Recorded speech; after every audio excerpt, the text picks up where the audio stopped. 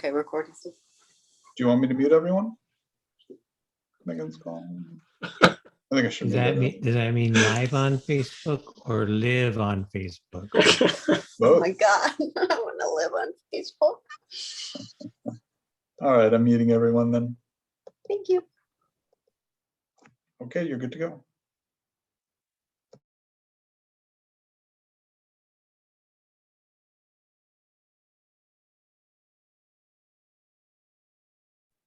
Am I unmuted? Okay. So welcome to New Orleans Poetry Fest. I want to thank our sponsors, the Jazz and Heritage Fest, as well as Academy of American Poets, for allowing us to provide this festival free and virtual. You can go to nolapoetry.com and see all of the events that are up this entire month of April. Tonight, we're doing the Trembling Pillow press reading. I'm Megan Burns. I'm the publisher at Trembling Pillow Press. It's a small press that publishes full-length collections of poetry. And we'll have 4 readers tonight, but they're reading from 3 collections because one of them is a collaborative collection. I've been running the press since 2006. We have about 35 poetry books at this point. And I put the link to the press website in the chat. And I also will link each book while the readers are reading in the chat as well. So you can check that out if you're interested in books. And I'll just show you the books that are. So first up, we'll have Marty Cain. He's going to read maybe from this book. This is the first book that we published from Marty. It's called Kids of the Black Hole. And Marty also has another book coming out with the press that's called The Wound is Not Real, a memoir. And I'm looking at it on my computer because it's all laid out and it's ready to go. we're itching to get it out. During the pandemic, I basically just shut down the press for a little while because most of my authors like to do readings and I think make sales from their books from actually doing readings. And so it just was more financially viable for me to kind of pause the press for a little bit. But I think we're about ready to start publishing and putting stuff back out into the world. Then we'll hear from Dominique Salas. This is her book, Unoriginal in Danger, which has this beautiful cover. Love this cover. And then we have this collaborative book called Book of Levitations. And this is, I think I've only put out 2 books that are collaborative books from authors. So always interesting and fun. And this is Jenny Sadre-Orafai and Ann Champion. And so we'll hear from them in that order. And I will just go ahead. You can see their bios on the website. I don't really want to waste time reading bios and stuff. So maybe they'll just tell you a little bit about themselves and their books. And if you have any questions, please just jump into the chat. But first up, Marty Cain. Thanks, Megan. Thanks for inviting me to be here. Thanks to you all for coming. Yeah, I'm going to read, everything I'm going to be reading is from my forthcoming book, The Wound is Not Real, a memoir. I'm trying to think if there's any other introductory stuff I need to say. I live in Ithaca, New York, if geography is relevant, which I think it usually is. And yeah, here we go. Would I be hollow if I knew where I was? Would I be full if my bones absconded?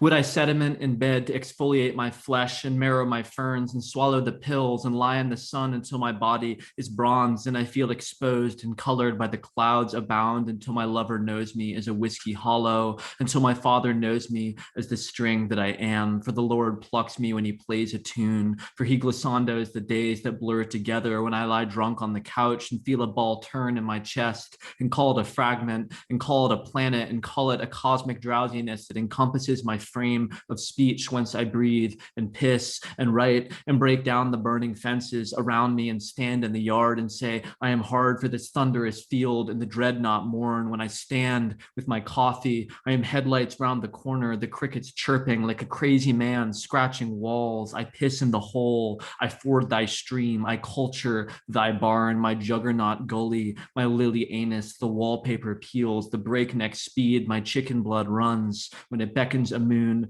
more lovely, a purse like an organ, a bodiless canoe, a curse on dead. I await a god in the back of the bus. I await a blue hand to come through the curtain. I await the rain once I roll from the truck and dream the letters all burned in trees. I dig my feet at the base of the lake. I summon the leeches between my toes. I walk this highway with a pillowcase of clothes and await wild horses from the back of my skull. I close my eyes. I finger the red, the ferns, they caught me. The police, they caught me. I conjure the crawfish at the base of the brook. I conjure the frog and the houses we made.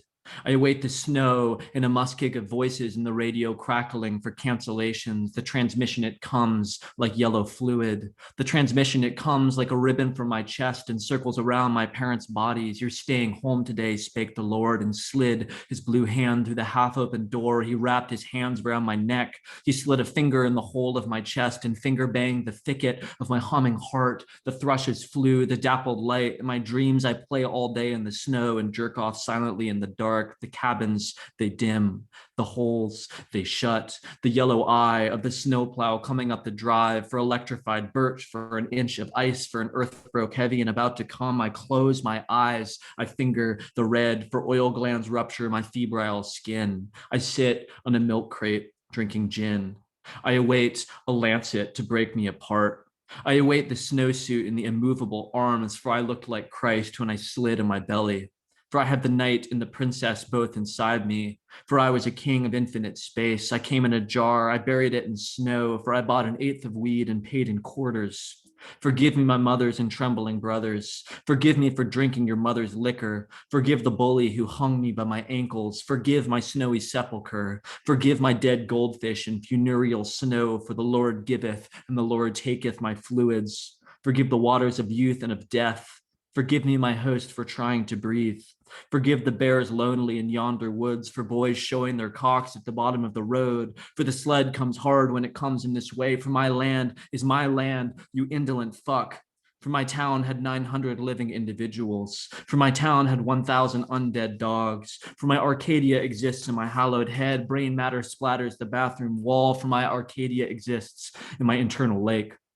For my Arcadia is snot in the back of the bus. For my Arcadia exists in the eye socket of a doll we found lying in a snowbank by the post office walls. I close my eyes. I finger the red.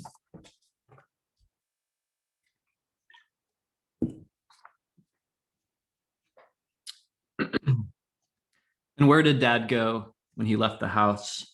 Where do birds land when they land in the snow? How did I feel when I fell through the ice and my skin turned blue, which is the only way I can match the sky? The dogs followed suit. They jumped through the hole. We swirled in a circle till we reached the bottom, and in the eyes of trout, I saw the unified field.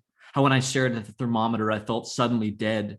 How when headlights crossed, I felt suddenly dead. When we drank whiskey in the woods on a rotting log and you said, I will love you now. And we both felt dead and linked our fingers and the blood shot from our toes to our skulls and capillaries in our eyes exploded. How your eyes are hung from wires in my dreams and they shake like a mobile above a baby's crib. I love your laugh. I love the sunspots that swim in this town. We saw a pack of hounds get hit by a truck and the driver stopped and cracked a smile. He said, God is watching.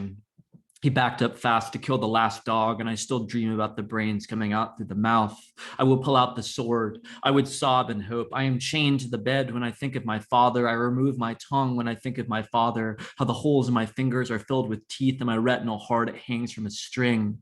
How we drove until we saw a frozen cow. How I stuck an ice pick in its hardened gut and broke the crust till the meat was tender. I fingered the hole and looked in its eye. I procured a coin and the cow fell over. How black fluid leaked from the colander's skin and the silos were beacons on the heralded lawn. I miss my dad. I miss every retriever I've ever owned. I miss the projector dust dream that never was and the invented prom queen who lives in my skull. The past like a dollar I left in my jacket. The dick like a memory I found in my throat. I miss the lawn chair yawn in my bedroom roof. I miss the horsehair static as I switched the station and the foil I used for better reception. Oh, mountainous father, can you give me a signal? I miss my dreams of endless snow and the roads blocked off until further notice. Have you been drinking, son? The policeman said. You started laughing. The lights were flashing. I missed my calf muscle spasm our first time in bed. I started screaming. My God is a plow. My God is a bird. perch. Was it good? She said. The dark came free. The bats came free. The moths left my mouth for the mouths of my lovers. When I came to my heart, it was filled with suitors. The tables were full. My heart is a cavern, but I mean it is tender. I cut my tendon with my mother's cleaver, and something snapped in the blue sky above. You used every scrap the body yielded. You smiled as you stuffed your fist in the bird, and I finger the sore, and my God, are you living? Jeffrey Hartman on Wordsworth, quote, "The corpse is in the poet himself," end quote. To make this banquet more stern and bloody. I am alive for a second, then not, then burning. Then my subject is ruptured with its halves covered in hair and the light of the swimming pool. Oh, unborn daughter, can you hear me now when I lie on the floor with my head to the heater and the wind through my sockets? I bleed by the river from my open chest to contaminate the hole at the center of town. Where the men scream from pickups, "You fucking beast, you hallowed object ordained to crawl on all fours when you present your own self on the slaughtering floor." They hold the bolt to the side of your skull. They hold the bolt and you're on your back for a moment, kicking the underbelly of the gravitational pull, then nothing. Then they track trails of monochrome blood on tiles, then white snow with flecks of flesh, and an ecology of fingers comes up through the ice. They hold the bolt to your body and charge your nipples and your wretched sternum, and you feel semen run through the greenish tunnel. Then you're spat to the curb with the Bud Light bottles. Then your body is emptied of first its sweat blooming through your cotton shirt. Then the other fluids follow suit. Then the primary parts of your autonomous self melt down in a puddle which makes its way to the sewer where roaches converge, where the abject children are touching themselves, where the milky mouth of the roach senate is writhing like mites in your eyebrows, like the involuntary flicker of your postcoital eyes, the economy of ants which crawl on sticky plates on the counter in spring.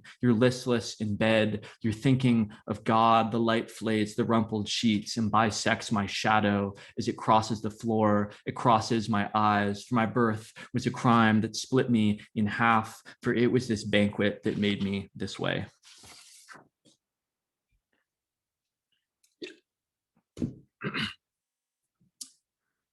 When I came up the driveway, the lights were off and the house was quiet.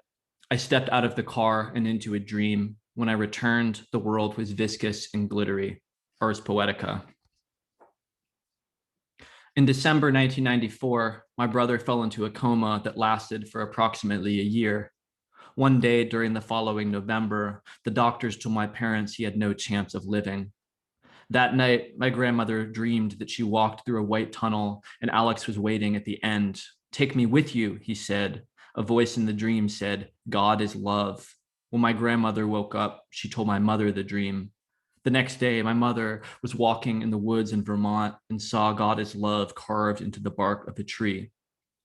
This is a true story. At times, I've wondered if my mother, in her understandably grief-stricken state, imagined this. If it was a kind of wishful thinking, a way of giving teleology an order to something senseless and tragic. At times, I've wondered whether that matters. I'm not a person who places great emphasis on faith as a requisite value for wholeness, but if faith means anything to me, it means the agency of the imagination, the space where the unviewable, the indiscernible is able to acquire as much primacy as the empirical. To eviscerate this binary, to feel the chrome unseeable. Motherfucker, that is poetry. My brother lived and lives still. Oh, unhinged body risen from primeval grasses. Oh, broken glasses on the bastard fog on meadow mornings, and I look past the crest when I fist my innards and the insides of my skull turn day-glow. Orphic pus leaking from punctured authority. Liquid streaming on an Argyle sweater I wore in high school every day for a week. The stains it collected made constellations. Motherfucker, that is poetry. I finger the red. I worship love and friendship. Motherfucker, that is poetry. That is the opposite of the state and the cops and bosses and principles that exist to contain and confine and murder and deprive. I went through a cave. I went to Avalon. I went to the psychic mead hall and saw Grendel's arm and saw a symbol for phenomenal trauma. A fleshy living/unliving appendage, an arm of a monster that was removed by a monster and pulses on the wall like incompletion. I don't know what to do some mornings. I don't know how to live some mornings. So I'm going to read one more. that's a little bit longer. And just as like a way of introducing it, I'll say that I wrote, I would say I wrote probably like the first 2/3 of this book around the year 2015. And at the time, for some reason, I was like writing a lot about my now wife being pregnant, and now she's actually pregnant. So I'm excited to read this poem that I wrote in that time. So this song is, this, Jesus Christ. The last time I was on a stage was when I was playing in bands, hence the saying song. But this poem is, it's written after a line by my friend and one of my favorite poets, Joe Hall. And it's dedicated to my partner, Kina, and our unborn daughter, who, much like my second book, is forthcoming in 2021. And it is called Holy Valence. Holy Valence, my lover sick in the tub in the bathroom of our rental home. I'm sitting silent by her thinking of her unborn daughter, of ceiling rot and broken plaster floating in water. She slides down in the tub and soaks up to her neck and closes her eyes, shaking expectorating phlegm in a can. I don't have a job and keep odd hours. I wake at 4 a.m., drink coffee and think of young bodies buried in banks of snow and unwrinkled flesh at the bottoms of feet. And what do we do if our child is born sick or lacking limbs, or is a victim of a plague that comes in like a shadow crossing the county? I carry both autistic and schizophrenic genes. My own brother was born sick, and my parents devoted most of their adult lives to ensuring his well-being. I dream I'm a piece of meat in amniotic fluid. I dream I soak on linoleum all night, the convenience store with Muzak on the radio, and the teenage boy. He cleans me up and squeezes me out like a rag and puts me in a bag of trash and draws the strings and throws it to the curb. And the truck, it comes and sickens the air. And a man throws my bag in a larger pile, and I eventually convene with a larger order and suffocate in a sea of raccoon bodies rotting in scrap metal and computer monitors. I dream of water birth and water burials. I dream a deer with a skull split by an arrow. I dream hedonic eyes and wrinkled flesh. I dream the phenomenology of a weeping body, and we're driving on the highway at dusk, and a fawn writhing on the side of the road, and we pull over to the shoulder with cars swerving. Each time they pass, I take out my phone and touch the bright screen, and while I'm thinking of who to call, you run out in traffic and grip the deer around its belly, and it goes limp for a second. In the second I know I will always love you, as cars weave around you, you make it back to the shoulder and set it down, and it kicks manically on its back with its 3 good legs past the bags of trash piled in the ditch, and kicks its way down to the thicket and disappears. And we walk back to the car and sit in the dark and say nothing, turn the radio on, a Baptist preacher screaming of holy violence. I dream of my manifest body rotting and coexisting with toxic waste. I dream of cops who murdered babies. I dream of teachers who murder babies. I dream of the doctor who says, "You want a boy," and pulls a cock from his drawer and glues it on, and it dangles flaccid and huge from our infant's body. I dream of a spinal injury and punctured discs and fluid dripping on sheets and cum on my pillow. I dream us both hooked to an IV that runs from the moon, and you're running more water into the bath, and you're soaking your body. And I'm telling you about a video I saw where a baby elephant plays in water in a moment which appears to be actual bliss, and the dream of possible joy, and our desire to replicate that joy, though we know no numbers are even, though I will love you all my waking days, with no more dying in this womb-like room. The walls swell, and I remove my clothes and join you in the bath. I remove my clothes, and sweat runs from the pits of my withering arms, and I lie on the water and put your ankles round my head and kiss you up your thighs and between your legs, and I dream leeches from the creek that cover my body. I dream a field of tubs that are covered in rust, and I dream we fuck on a towel in our sunny yard with its lack of partition from our shitty neighbors who sit on the roof in plastic chairs shouting and drinking beer, and the rows of pickups lining the lawn. And I dream we rub fluid on all their windows, a cicada drone, the sound of rainwater in the drainage ditch. We collect rotting rats and slaughter roaches in the middle of the night. I dream I adjunct for the rest of my life. I dream we come home drunk and lie on the floor and stare at the ceiling. You soap your body. You say, read me a story. I know the story of the bird who learns she is a mother, but is terrified to have an egg and wakes shrieking. Each night dreams of it breaking on the pavement and the yolk running to the gutter. So she goes on a journey and crosses the ocean and dives into the mouth of a shadowy face that fills the Pacific. And in the moment of death, the water is revealed to be a cloud. And in the falling through, she feels actualized, and the egg leaves her body and the shell cracks open, and the egg leaves her body and the chick is screaming, my lover, an actual child, will live in your body, and a symbolic child will live in my body and eat thine food and drink thine water, and her embodied fear, it burns out at sea. And I dream of frames that surround our bellies, and I dream of a hum that wakes us at dawn. Thanks, y'all. Thank you, Marty. Are you drinking White Claws? Cool, they can sponsor the press. This is the forthcoming book, and it's cool because it has these like QR codes in it that link to cool little videos and stuff. But you'll have to buy the book to see all that it does. Yeah, I don't know if the book or the baby will be here first. I guess it's a race right now. Probably the baby. So I just want to give a shout out to Bill Lavender, who's in the room. He's not only my co-director with the New Orleans Poetry Fest, but is the reason I'm a publisher, because Bill Lavender basically taught me everything I know about publishing, including just like how to lay out books and very basic things like that.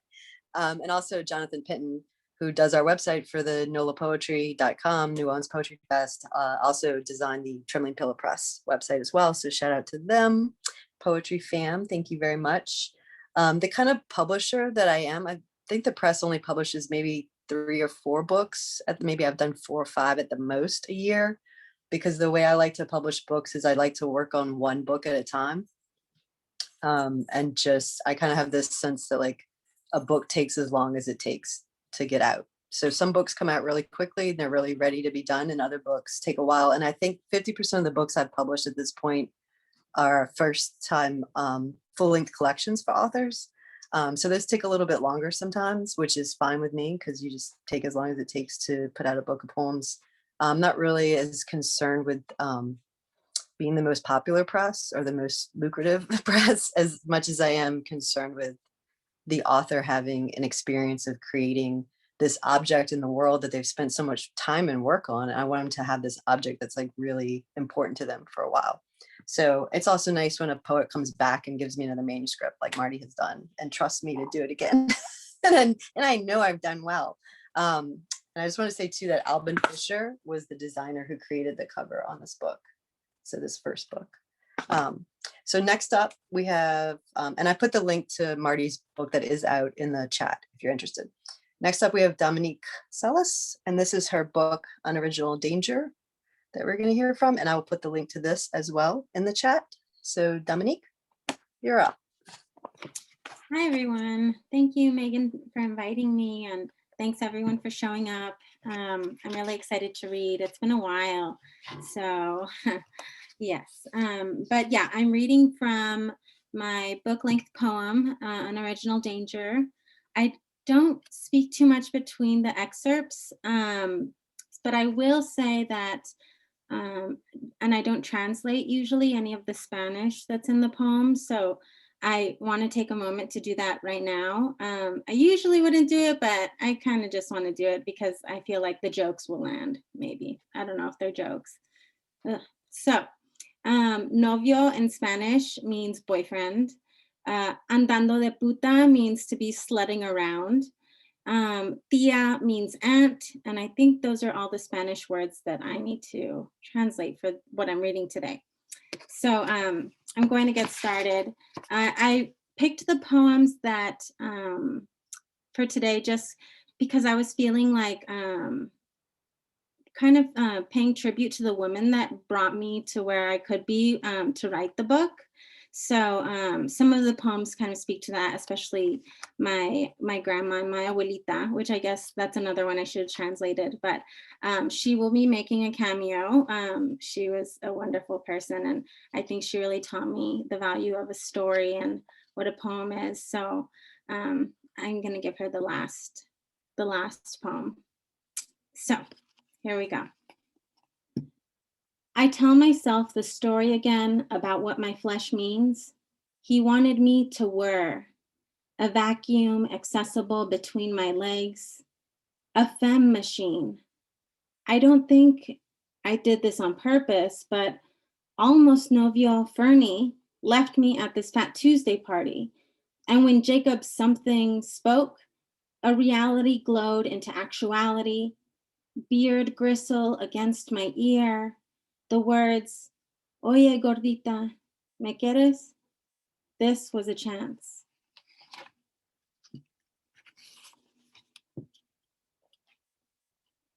Was there use in counting the dust bunnies in the room's corners while a not Jacob something eyeballs, jowls smashed between the column of the door frame and the shadow hugged door?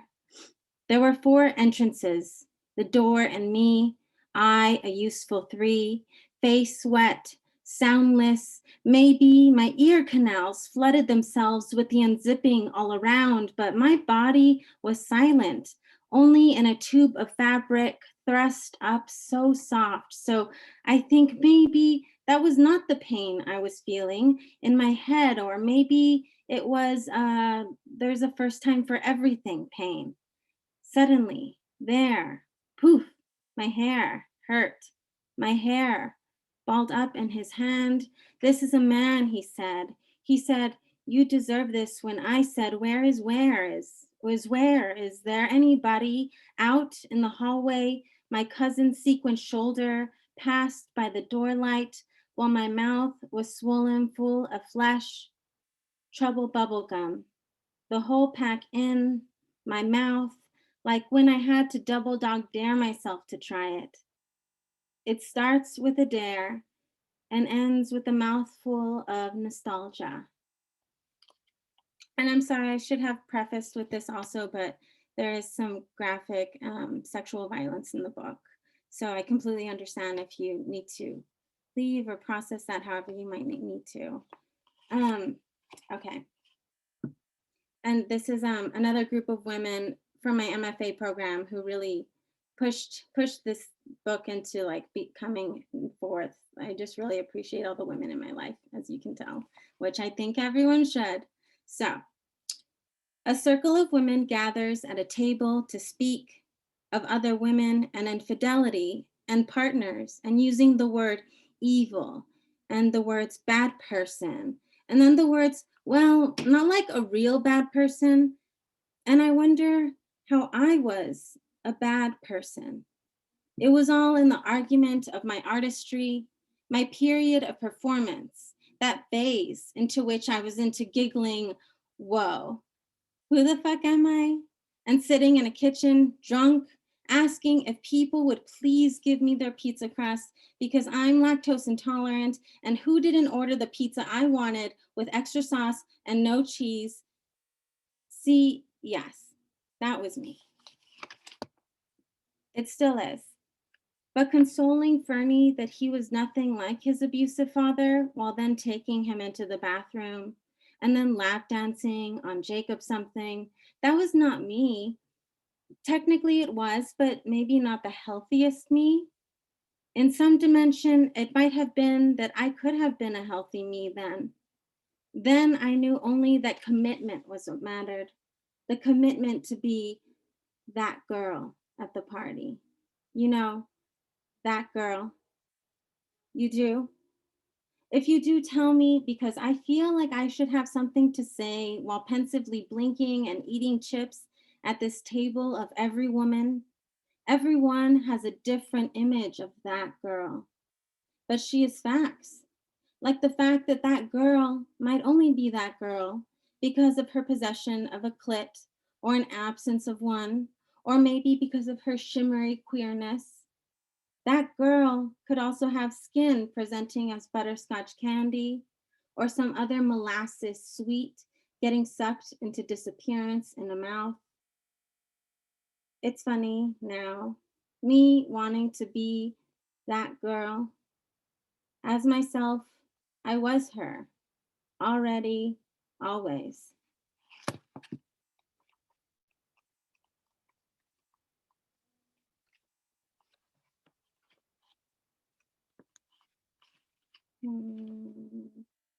Okay. This is the, no, this is the last one I'm going to read. Here it is. And this one is for my abuelita. During commercial breaks, abuelita retold a story I was already told, not by her, but by myself in a way. But really, she had told me the story before. In her rural town outside of Chihuahua, her tia was reassigned from male hands to dirt. La violaron. Literally, men had violated her. For this, her wrists were bound and tied to a cart so that when her father cracked the whips against the horse's rear, her body would gallop bloody behind the cart. Some of her body stayed clotted in all that dirt. In all my Americanized bochaness, her story is a bodily grammar that has dusted me off now. La violaron. He violated her. His body acted in conflict. Él la violó, her in which the vacancies of flesh were taken as requests. The violation was in his thinking he could take, like a child appraising bulk candy as free. Violation's root was before the act. If she was a survivor, then her defining moment was the wound of time behind a cart. Really, we were putas in waiting, sopping in anticipation. You know she was a puta when she was on her deathbed to him. They had decided before that moment of violation. What I'm flailing to ask is, what story was my body made to stretch? What narrative? Whose timeline? Before the cart, after the cart, she is the same in the toss of their finger-oiled hands. La violaron por andando de puta. Andando de puta, riding a horse like a man. Andando de puta, yelling, me vale madre when told to cross my legs. Que se me ve la cocina. Andando de puta, winding on everyone's lap at that party. Por andando de puta, me violaron. Nunca me he gastado decirlo, pero I found it's the principle of my body's matter. We were always that girl. And there's too much of that I can never own. I cannot own my bodies. Not all molecules have kinetic endeavors. They leave you. You already and almost and used to be somebody. Being what they are, they can't surpass the model of the present. By a public bathroom, a father sentences his son to be a man. No llores, little man, ricochets off tiles and his wet pants. Unoriginal danger is inherited. Newest therapist burns an audiobook to a CD, Sacred Covenant. Religiously curly-cued, a summary says, before birth, you meet all the people who will imprint on your life. Your rapist, that one woman who asked the person next to you if you spoke English, each person you cut off on the way to buy hot Cheetos in an emergency, and others, all the earnest. My body's prod. What are bodies before birth if not a gamble, she winks. Carrying my muñequitas with a fist fastened around the neck was an easiest position for me to be in. Then I could grasp them, sneering at my every absolute. My bodies, they know happenstance biology, charging, regenerating each moment. Thank you. Thank you so much. I just want to say that Matthew Revert is one of my designers, and he's in Australia, and he created this cover for this book, and I put the link in the chat. And I think that the reason I like to do one book at a time, again, because each book is different and they take different lengths of time, but I think depending on the subject matter of books too, it's, if you're focused on one book, it's easier to just have that relationship where there's something about creating a book that makes it really real in the world. And if you're dealing with really sensitive subject matter, like this book does. I just think I was very sensitive to the fact that it's important that my author feels ready to release this into the world as an object, because these aren't just books. These are entire experiences that people have. And so, I don't know, one of my joys of being a publisher is I was able to have a great experience as an author. Bill Lavender is my publisher. And so I've always had a great experience with a publisher. And I hope that I can give other people that too. You know, I don't think I'm just making books. I'm thinking that I'm creating something that people have in the world that is a reflection a little bit of what their experience in the world is too. So I enjoy that aspect of publishing, and that's why I create the way I do as well. But thank you. It's always an honor to have people trust you to make these things in the world. And then to hear you read from it is great. I think that that's the first time I've heard you read from it. So it's beautiful. So the last book that we're going to have hear from a little bit tonight, and maybe hear some other stuff, I'm not sure. But this is a collaborative book. I have one other collaborative book from the press, but this one came out, I think, in 2019. Yeah, I wasn't sure because I'm so confused about time lately. So Jenny and Anne, I'm not sure if y'all are going to read together or one at a time, but I will put the link to this book as well as Book of Levitations in the chat. And then I will just call both of y'all up, and then y'all can discuss maybe the collaborative process a little bit, and then read from the book or whatever y'all would like to read. But please help me welcome Jenny and Anne to the virtual stage. Right. Thank you so much. It's been such an honor listening to everybody and to read with everyone tonight. I'll just talk a little bit about our process and how this book came to be, and then I'll jump in and read, and Jenny will read separately.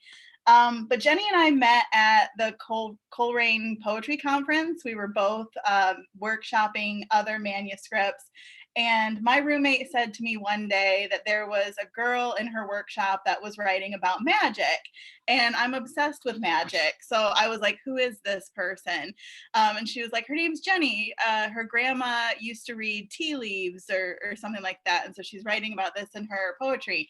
And I was like, all right, I'm going to find Jenny. And so the next day when I had Jenny in a workshop with me, I was like, hi, are you a psychic?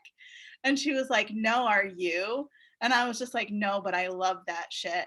And it was just like an instant bond and connection. We ended up driving back to the airport together, and our flight got delayed. We ended up like just having to kind of spend time together, and we bonded and we became close friends. And we had this kind of magical experience out in the desert where we just said, let's write a book of poetry that's spells.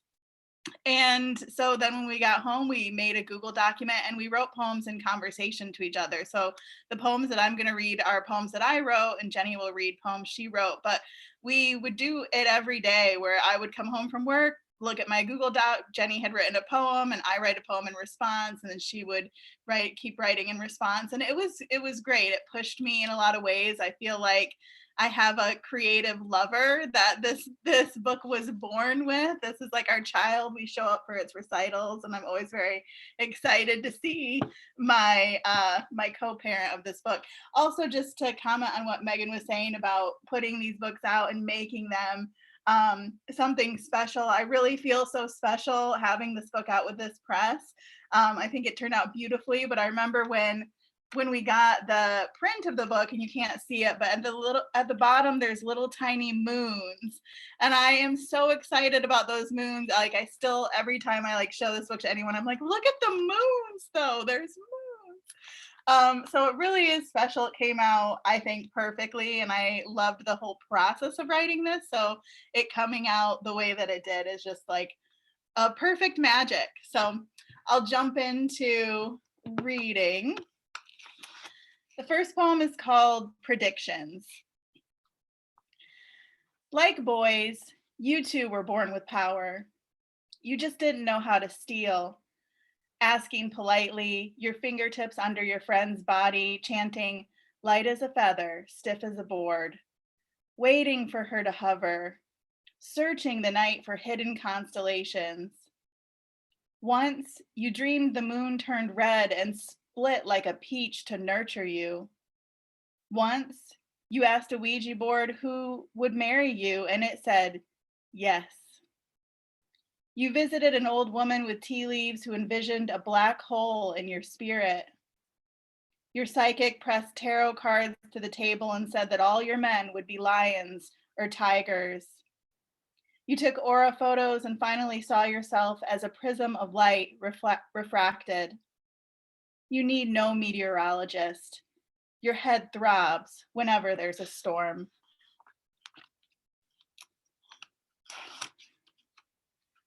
The next one is called Tarot Deck for Ravaged Memories. Your card is the Empress. She holds a knife for a scepter. She has skin under her nails and claw marks on her belly. There are no men in this deck, but every card throws a shadow on the table in the shape of something a man did to you once. When you overturn the Lover's card, crows peck at the bones of carrion. The sun is the moon, and the moon is a heart hovering in space. The Hanged Woman bears an image of you as a child, but you know this card means something about your father. The Joker glows as a shifting constellation of dying stars. The first pattern you can trace says something about your future.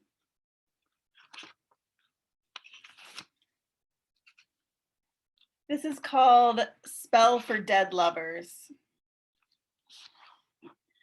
I don't want them to wake me in the night with those lips kissed in a past life. Once I told my young lover to never get me roses. They'll only wither and die, scattering their brittle shells on my floor, cracking under my toes like the sound of teenage heartbreak. Now I know.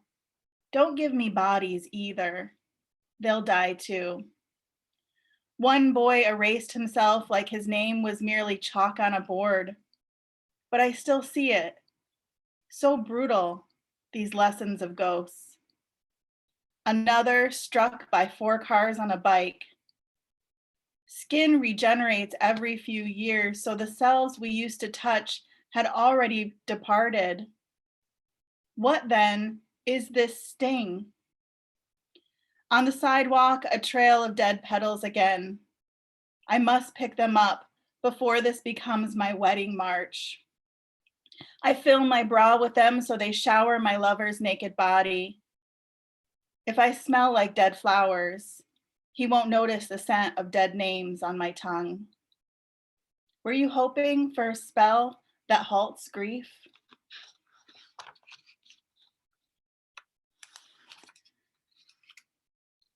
This is Spell to Stop Harassment. When he tells you to smile, baby, do it, but make sure it cocks like a gun.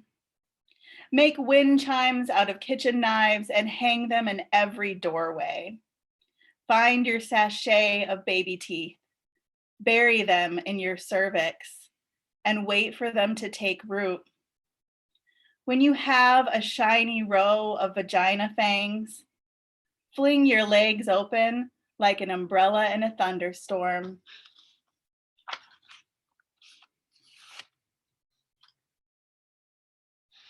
This is Curse for the Men Who Hurt Women. Know that you can paint lipstick on your mouth. You can smile to muzzle your voice, and it still won't turn him good. His arms clasping your naked body noose every living cell. He casts his light like a lasso, drops daylight at your feet and withdraws, taking slivers of you every time. He'll always be adored. The cock, his trophy of birth. You could be any mantle. Don't wait until you're dead to cast this curse. Place choke cherries under his pillow, snatch sheets off his body, and let the naked night chill him. Leave lipstick stamps on every coffee mug and dust the carpet with your cigarette ash. Become his ghost before he makes you one. If he hunts you, bathe in gasoline and threaten him with a match. If you must set yourself on fire to escape, do it on your knees. Tell him sorry, sorry, sorry.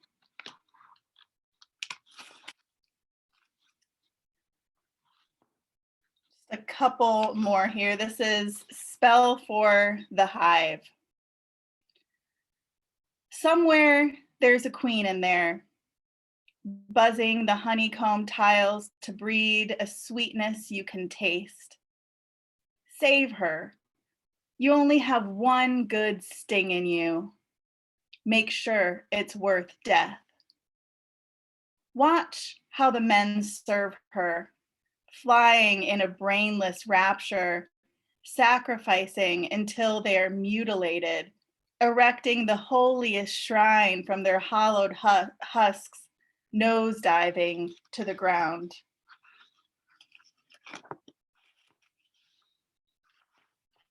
And this is the last one, and it is called Breaking the Fairy Tale Curse.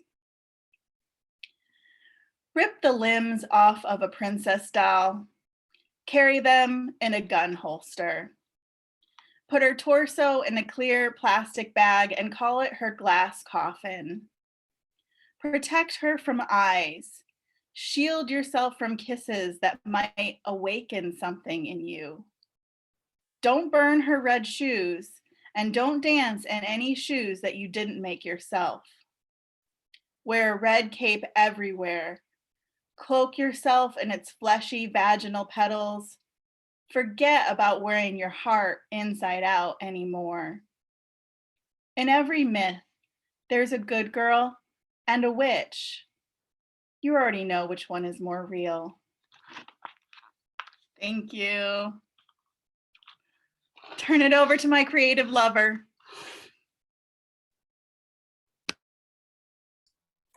I thank you. I don't know how I'm supposed to follow everyone. Thank you, Megan, so much for putting this, the whole poetry festival together and for publishing our book. And thank you to Marty and Dominique and Anne. I just want to say this cover is actually a painting that's behind me that a former student, Laura Vella, actually painted. And so it has even more, I guess, special meaning. Okay, so I'm gonna read some of these poems. Spell set in the valley. Girls try to save you in their backyard. The trampoline dusted with leaves. They say they know the end is coming. You won't be taken by your ankles to the good place. The dip in mountain is a secret mouth. The girls are rotten molars. You aren't saved by them or anyone. You ask the valley to close her lips up, swallow the people to sleep.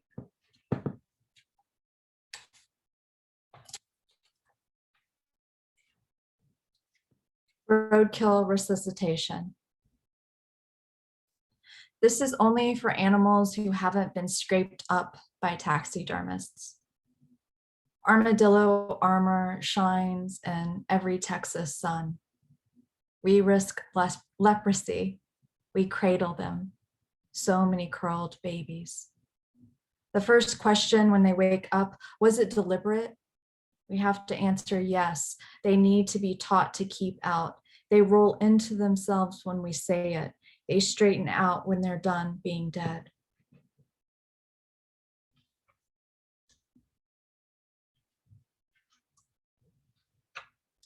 Palm thief.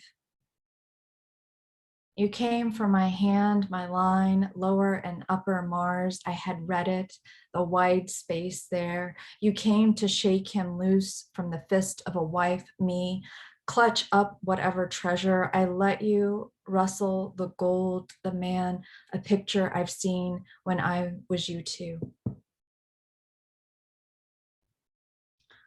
Spell for drained public pools. This will keep alive any animal living there. What a reverse of fortune or happy or summer.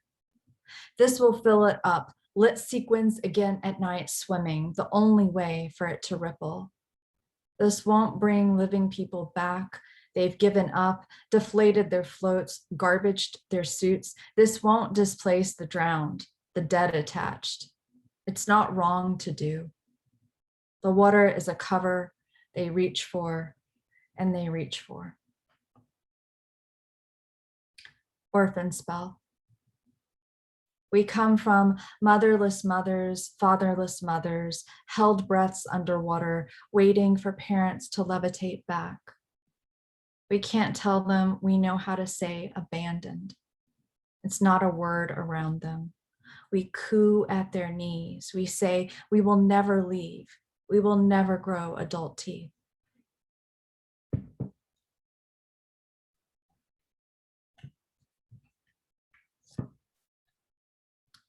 Saltwater spell. I wring an ocean out in a palm, leave it salted, flat.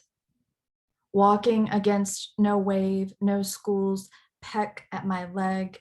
It would happen by all our hands if we let it, coral evacuated. I tell dogs walking on the beach to lick salt from my feet.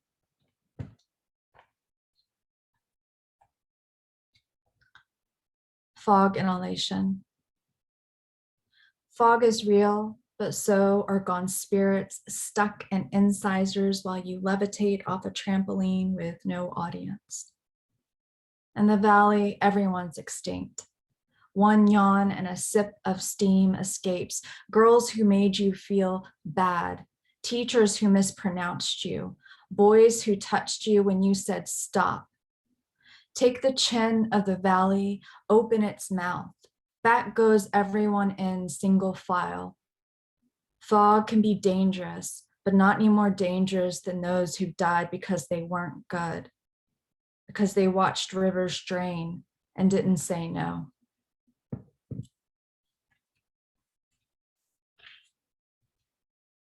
Weather vane. Everybody there will know, will say yes. I am desert, an open mouth, yes. An open hand, yes. Maybe a prairie, the neck young and long, yes. Toes split by grass. Rain rolls into, pools on bodies. Breaching, we remind the water, don't take our weather, don't use it against us. Transmigration. Mother, may I say you were a son in a life where I didn't know you? It's a feeling you get. Dirt on my soles when you were born, wearing velvet shoes and rosaries. It's time to come home, Mother. We draw all sons down with our hands. It's not for us to cast you up.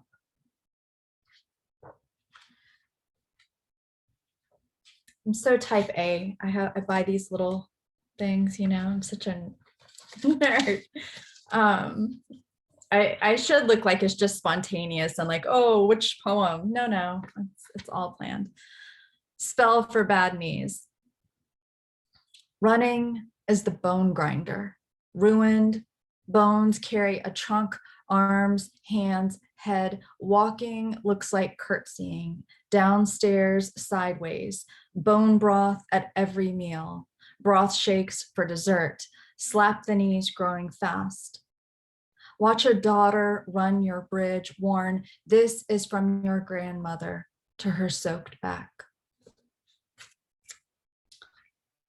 And this big one means it's the last poem. So it's the finale. So this is the last poem. As I indicated, thank you all again for being here and for listening. And I love you, Anne. Spell for dying houseplants and flowers. What's more profane than silk flowers? Maybe plastic animals. For the lazy, superficial, fearful of death, take the dying to the always living. String of pearls to string of pearls. Queen Anne's lace to Queen Anne's lace. What wilt, you'll say? What a best garden? What a bouquet in the foyer? Thank y'all so much. I think we're all poetry nerds. I'm just going to throw that out there. So that was great. That was beautiful. Thank you, Marty. Thank you, Dominique. Thank you, Anne and Jenny. Thank you for trusting me with your work and letting me publish it. When I emailed my authors and asked them if they wanted to read, I threw out a bunch of dates to them. And several of them said April 12th. And April 12th is my brother's birthday. And my brother suicided in 2014. And my first instinct was to say, no, I don't want to do it on April 12th. But I also believe in magic. And so I kind of trusted, since my others trust me to bring their work into the world, I thought, well, I should trust them too. And maybe it's good and right. And so I was glad to do this on April 12th. I'm just going to close. Every year I write a poem for my brother on his birthday. He would have been 36 today. So I'm just going to read this poem and then we'll close out. Thank y'all again. This is called Ghost Birthdays. You are waiting in a field.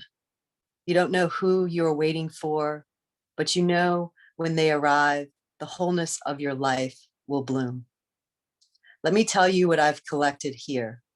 Suicide is not the choice to die, but the power to shape the days of those who love you in ways irreparable. And what we take from abandon lives on in us. The weight of the world is grief. We cart around loose nets of drawn time. We dip in, cast as stars across the universe to sing sibling from the crux of design, the threads that carry us never far. Travel inside the auto carriers of traversed city, my love, forever is a word we pull up on the tongue without context. So much here convinces you to survive, you must be hard. But this softness of our feral hearts, that drumming sound ancient as the rock that floats us, this creature aspect of open your palm and grasp what is given. This is how you swim, the length of any river in your passing.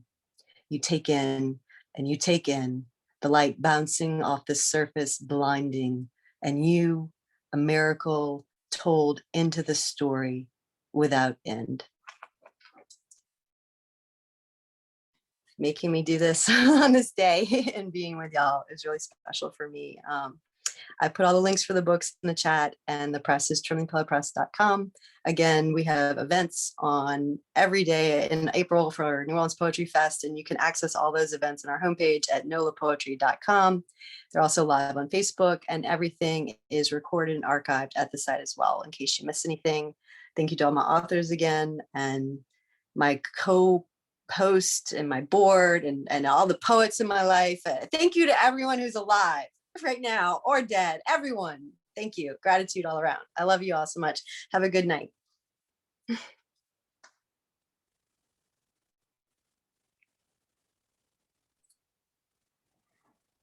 night. Thank you. Good night, y'all. Thank you, Megan. Thank you, everybody. It's great. Good night. Thank you, Megan, and all the readers. Good night, y'all.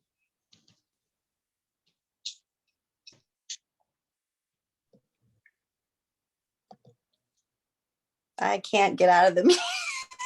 I can't figure out how to get out. Just kick me out already. Bye-bye.